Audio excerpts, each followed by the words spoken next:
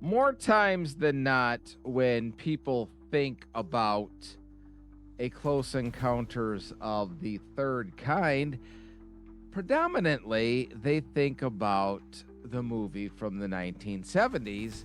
So they have this image of what would commonly be known as a prototypical gray alien stuck in their mind as to what an alien is. And that's sort of taken over the lexicon of the entire genre right now. Even my car outside right now has a sticker that has the prototypical gray alien in a UFO on it. But for the most part, outside of Close Encounters of the Fourth Kind, which we're going to talk about ad nauseum on the next episode, really the gray alien appearance isn't prototypical for a Close Encounters of the Third Kind.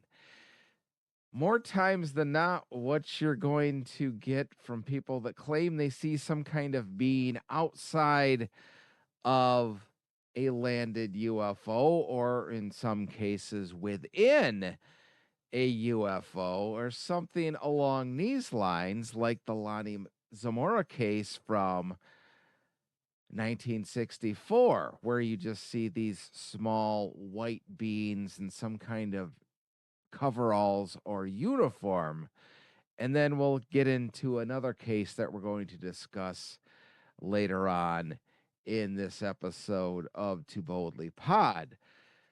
But for the most part, they don't really look from people that have had experiences like your prototypical gray alien. Sometimes they do, but more times than not, they are more along the lines of something like this, or even looking somewhat different, as we're going to talk about later.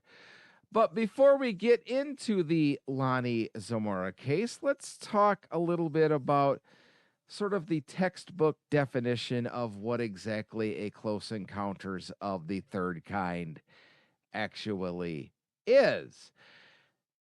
In the first episode, we talked about close encounters of the first kind, which is your standard everyday seeing something you can't explain in the sky, or seeing a UFO or a UAP in the modern day vernacular, kind of like what I had when I was a teenager, something I could not explain, something that I witnessed that I couldn't explain, that's put me on this path of interest into this genre.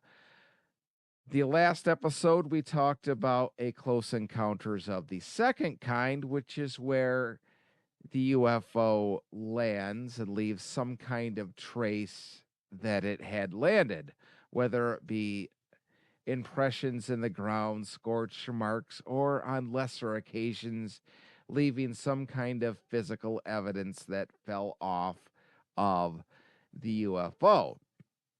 As far as a close encounters of the third kind goes, that is where more times than not every single time, but more times than not, where a UFO lands and the person that experiences it also sees the UFO land, but it also sees beings either outside of the craft or coming out of the craft. Now, there's a big delineation between Close Encounters of the Third Kind, which is just seeing an alien, and Close Encounters of the Fourth Kind, which we're going to discuss next time.